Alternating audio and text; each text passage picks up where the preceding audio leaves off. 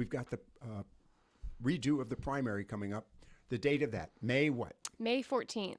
All right. So we've already started early voting, right? Yes. Okay. How many races are we running? We're only looking at 2 contests this time. It's a Republican runoff election Right. for North Carolina Lieutenant Governor and North Carolina State Auditor. Okay.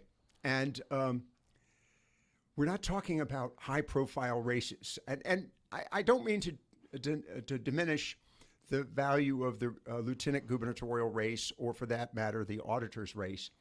But, and in many regards, related to the auditor, unfortunately, a lot of people don't even think about the auditor. They don't even know who the current auditor is. So, by the way, there's been a change in that capacity too. So this is going to be an interesting runoff. The question then goes to the amount of work that goes into normal races, the last primary, as a matter of fact. How do you prepare for something that could be, and we both acknowledge, well, I acknowledge, it's going to be a low turnout. How do you prepare for something when you know you've got all sorts of responsibilities? Well, despite the turnout of any election, we still have the same preparatory steps. So whether this is a presidential general election or a Republican runoff election, we still have to go through the same steps that we normally would in every other election. So we're still finding precinct officials to work. We're still operating normal voting hours. We are still doing logic and accuracy testing and the hand-to-eye audit at the end. Whoa. Back that up here. What was that for? Logic and what? Logic and accuracy testing. Okay, what's that? That is the test that we do on our tabulators to make sure that they are tabulating appropriately. What we do before every single election is we take a test deck and a test deck of ballots, and we feed them into every single machine that's going to be used in that election. Okay. We have a sheet of expected outcomes. We then prepare and compare and contrast the results tapes with our expected outcomes to make sure that all of our tabulators are tabulating correctly. In other words, those ballots that you're selecting have already been preloaded or pre-marked. Yes, and you exactly. know what those markings are in advance. So many for Lockwood, so many for Caitlin, that sort of thing. And then you run them through, and Correct. if the numbers match with each machine, then you feel comfortable with it. Yes, correct. Okay. All right. So you do, that's called logic and accuracy. What was the other step you take? Well, we're hiring precinct officials to work the election. At the end, we're still doing the sample audit, the hand-to-eye audit. Oh, okay. In other words, I look at the ballot. I can read the ballot, that sort of thing. Hand to eye. Okay. In other words, that's one of those things where, if there's a question on the tabulator, we can now physically examine every one of the ballots. Is that the? At the end of every election, what we do is we get a random sample from the state board. So we take whichever precincts the state board chooses for us to do this hand-to-eye audit. And what it is a tally system. So typically it's the first race listed on the ballot. So in the March primary, it was the presidential contest. So we went through one or two specific precincts, and we get 3 bipartisan teams together. 2 teams tally, the other team calls. Okay. And actually, the precinct official that we have on today has firsthand experience being our caller for the hand-to-eye audit. We're going to be talking, and she preempts me on that one. That's Caitlin Sabadish again with the Carteret County Board of Elections. No, good job. We are going to continue this conversation because we're going to talk about the roles of precinct officials, and we are going to shamelessly try to promote the benefit of being a precinct official and the training. We're going to get our guest Steve Norton, who's going to be joining us in a few moments, to talk about his experience. The process of all of this, Caitlin, obviously you've got staff that are doing this, but how much time does it take preparatory, and do you have to do this before the early voting began? Logic and accuracy testing always happens before absentee meetings. It happens before early voting begins. Okay. The hand-to-eye audit is something that happens after the election during our canvass period. Okay. And then in the process of doing all of this, so you said earlier, because we're looking at, quite frankly, a very low turnout. I'm sympathetic to the candidates and quite frankly sympathetic to the voters. Many of them are so overwhelmed with so many things that are going on, particularly at the national level, that I think many of them have forgotten that there is this runoff race coming up. And it is an important race, especially the lieutenant gubernatorial race, because that is the individual that will fill in for the governor. And then furthermore, the auditor and the auditor's responsibility has in the past. Beth Wood has done, before her departure, did a very good job of staying on top of government activities. And regardless of political persuasion, she held the various agencies and organizations accountable. So the auditor's job is a particularly important job as well. That being said, let's go to, and again, you're preparing all of this as if it were going to be a major primary. How do you keep the morale up? How do you keep the energy up, knowing that I may, sitting in my precinct, see 10 voters, maybe, if I'm lucky? That is very true.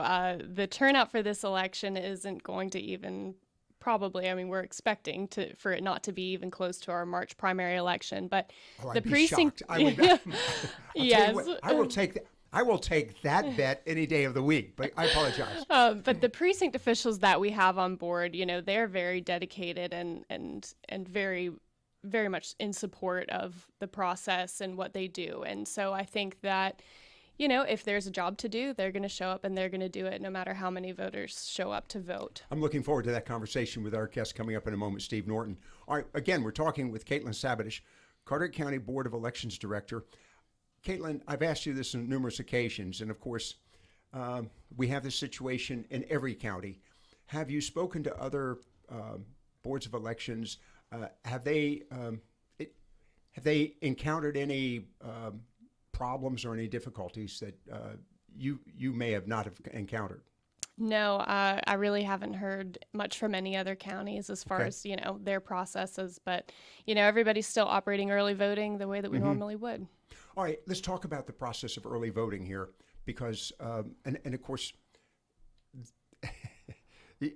I'm sympathetic to you because your operation is in a state of flux to be determined by the State Board of Elections, which quite often is influenced or determined by either the court or the legislature, usually at the 11th hour. And, that the whole issue of printing ballots, that of course is critical. And then you get into the issue of, training your staff and training all the volunteers and things of this nature. Recognizing that this has been a kind of a challenging year, but we're maintaining the same procedure as we did with the primary, I'll call it the primary, the first primary. In other words, related to voter ID and the early voting requirements, signatures on the cards and things of this nature? Yes, the requirements that we had in the March primary are going to continue through the second primary. There haven't been any legal changes in between, the implementation of this election. We're still operating with photo ID, so whether you're voting absentee by mail or voting during early voting or voting on election day, photo ID is going to be required for everyone that wants to vote. Okay, let's talk about that for a moment. Were there any challenges in the March primary with the voter ID? Not here. Oh, I like that. Not here. So there were challenges in other locations. Truly, I don't know. Okay. Did somebody just punt? All right. We're talking with Caitlin Sabadish, and that was definitely a 60-yard field goal. Good job on your part. All right. So the other question before we get to our guest here in the studio, the whole aspect of the primary, once this is done, is there a tremendous amount of work to prepare for the general election, or is there a kind of a down period where you can either make changes, corrections, or adjustments? what will be your time frame from May to October? Well, once we wrap up with the second primary election, it'll probably be close to the beginning of June. We might have a little bit of downtime. Wait a second. Why will it be close to June? The primary will be May 14th. Yep. 16 days, I'm rounding up, 16 days to finish out the election? There's always a 10-day canvass period. So we have our canvass 10 days after Election Day. So canvass is going to be May 24th. And May 24th, we still have to pack everything up, store it for 22 months. So, it's empty out all the ballot bins, things like that. So there's a lot of work that needs to be done after the election. So once we get that wrapped up, we might have a little bit of downtime, but after every election, after the March primary, we always have a debriefing with our precinct officials to figure out what worked, what didn't work, what can we improve upon. So we got a lot of good feedback from them, about the March primary. And so we have some work to do on our end, on the staff's end, to get things ready for November. Okay. And when did things begin to pick up for the November election? Things begin to pick up in September for the November election.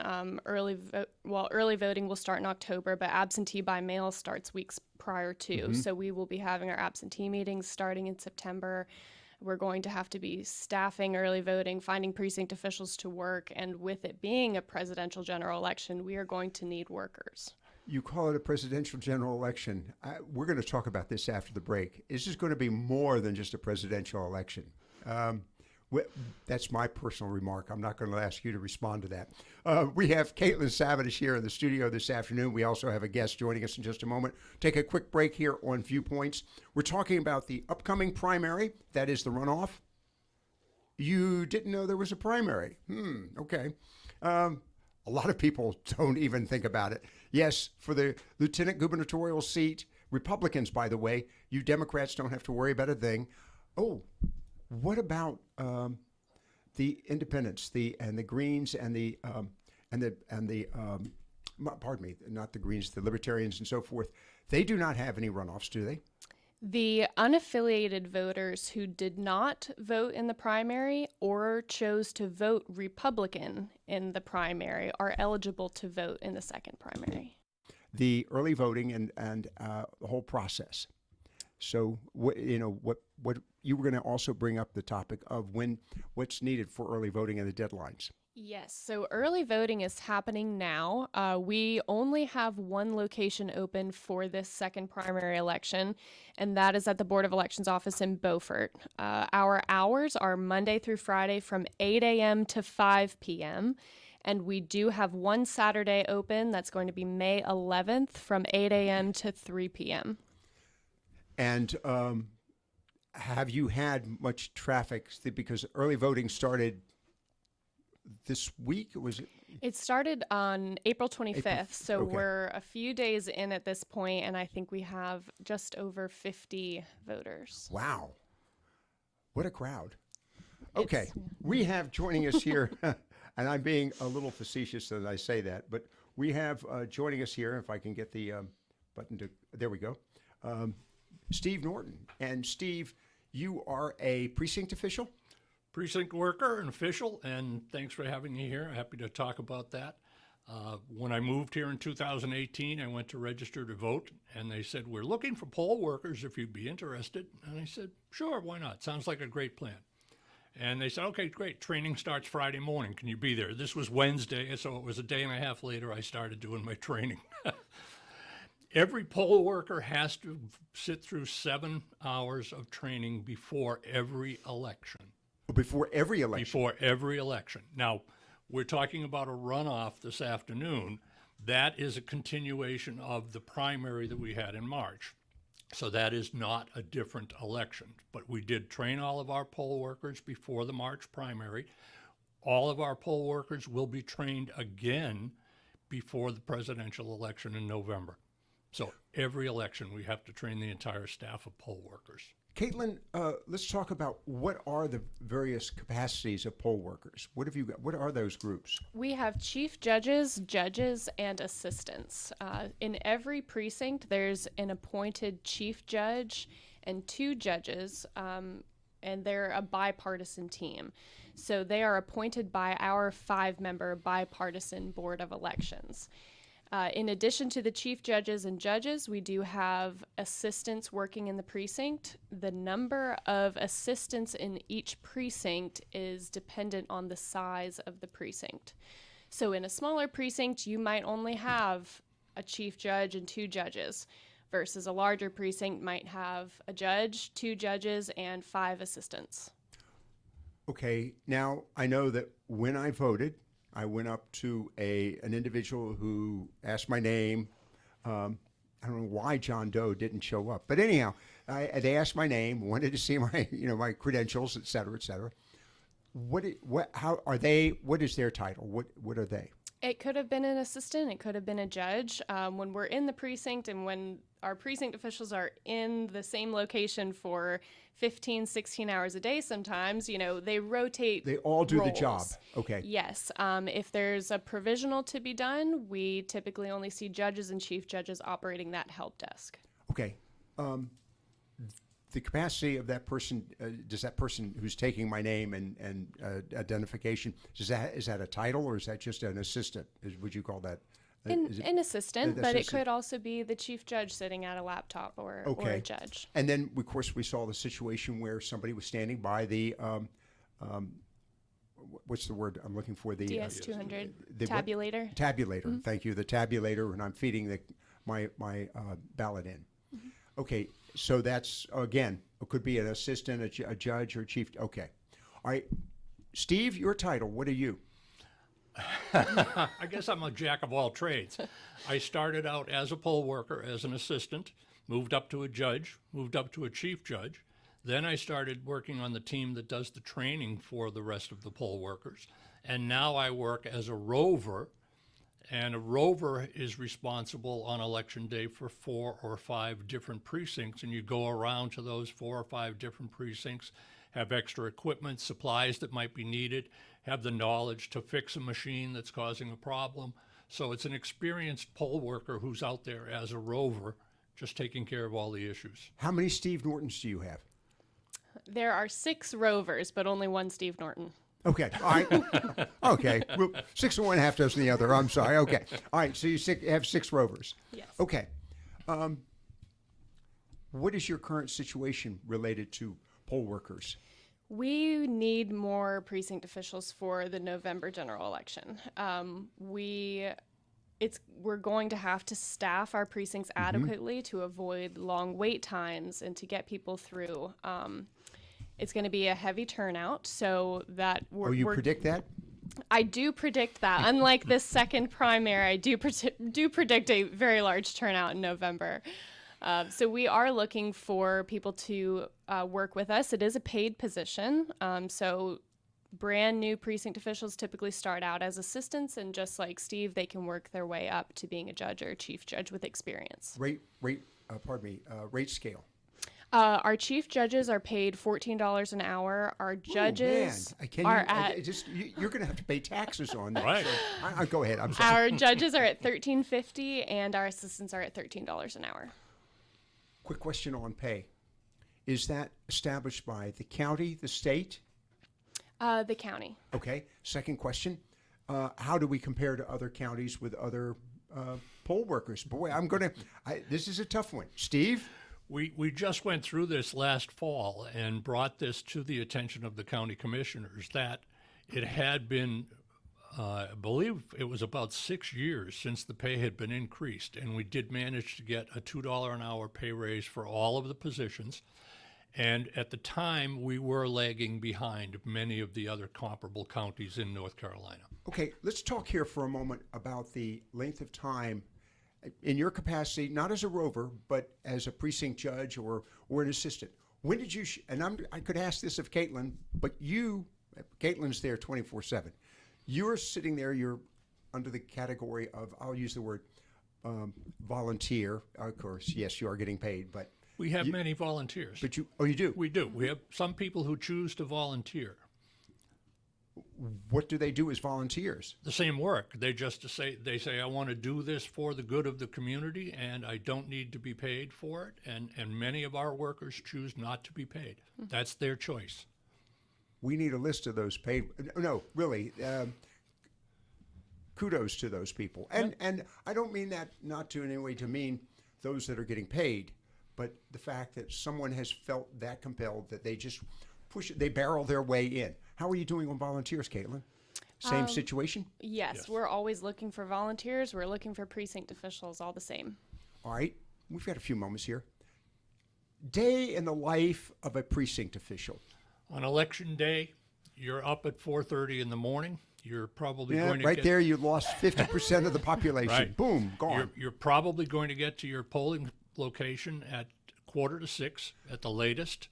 Polls open at 6:30. We were there the day before. Okay, 5:45, somebody's taking roll? Sure, the chief judge is responsible for making sure that their staff is there. I don't show up until 6:29. We're going to have a real problem if they're working for me. Absolutely. But the problem is, if you send me packing, you're down a person. Right. We're not going to send you packing that day, but we're going to have a conversation for the future. Okay. But By the way, Steve's been working out. I can see the muscle. He's got a six-pack. But go ahead. we have never had that problem unless someone was ill. Okay. The people, and people ask me all the time, why do you do this work? Why do you work as a poll worker? Why do you put yourself out there for 16 hours a day where you can't even leave the building and go get something to eat? Aside from the great food that the men and women in Carteret County make and bring to election days, I like the fact that I'm doing something for the community. 16 hours in the same building. Right. The fire station in Davis or the Baptist church in wherever. Okay. You can make bathroom stops. Yes, you can. We do make sure that that's available. So if you're a family, if you have children or certain expectations, this is a heck of a commitment. Absolutely. You're there the day before the election because you've got to go in and set up that building, whatever location you're in. You have to set that all up. The equipment gets shipped out to you on the trucks. We set up the tabulators. We set up and check our computers. We set up the tables, the chairs, the polling places. We put all the signs up so people know where they're going to go, how they're going to move through that particular polling place. It's the half a day before the election and the full day after, full day of. All right, we're going to take a break very quickly. We've got, throw my pen around, Steve Norton and Caitlin Sabadish. Steve Norton is a rover, right? Poll worker. Poll worker. I'm no better than anyone else. All right, that's good. I like the title. And Caitlin Sabadish, who has another title. She is the director of the Carteret County Board of Elections. We're going to wrap it up here in a few moments. The question I want to ask you is the mood of the voters. And I'm going to get to that with you as well, Caitlin, what your expectations are coming to the November elections. We're talking about elections. And of course, I haven't brought up the famous 2004 election in Carteret County that caused a statewide runoff for, the Department of Public Instruction, Department of Agriculture, and one other, all because one precinct in Carteret County had failed to zero out their tabulator. But that's another story. Got national news, I might add. Joining us this afternoon in studio, we have Caitlin Sabadish. She is the director of the Carteret County Board of Elections. And Caitlin, again, thank you very much for taking the time to stop in and talk to us about this. This is an important issue. I think the runoff is kind of perfunctory. I don't think most of those decisions will be made, sadly, for the audience listening, particularly here in rural North Carolina, eastern North Carolina. It's going to be made in the metropolitan or the metropolitan areas of the state. But it wouldn't hurt for you to go out and vote if you're a Republican for the lieutenant governor of your choice as well as auditor of the choice. Steve Norton, who is a precinct official, is here in the studio as well. We're coming up to the November election. Caitlin, you need workers. I do. This is a serious issue. Yes, we do need more precinct officials to work the elections. with higher voter turnout in the November general election, we need to have our precincts adequately staffed for our voters. And the voters would appreciate it too, because it'll mean they get through faster. The other aspect, and got to give Ross credit on this one, do I have to be a registered Carteret County voter in order to serve as a precinct official? Yes, all of our precinct officials have to be registered in the county in which they're working. Oh, I have to actually be registered. Yes. Okay, I just can't be just a citizen. I have to be registered. Correct. And the reason Registered for voter. that is that we need to make sure that we have a bipartisan team at each precinct, that we're Okay. balanced politically. Okay. Steve, to your issue, obviously you've been doing this for how many years now? Going on 6 years, Okay, so you've been through a number of elections. I've lost count, probably about 18 between specials and runoffs Right. and everything else. but the general elections can get at times a little intense. Yes, but busy and good busy. We had an 82% turnout in the last presidential election, and I suspect that this year we're probably going to at least match that. You know, you can't go much higher than 82% for a turnout for an election. We're going to try. We're going to try, and we're going to have the people there that will do it, that'll work the polls and take care of the voter. And for anyone who's thinking about being a poll worker,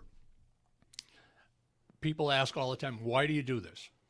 My feeling is it gives me hope, because regardless of the political things that are going on in other parts of the country, we bring people together with different viewpoints, different races, different religions, and we all work together as a team to make an election happen.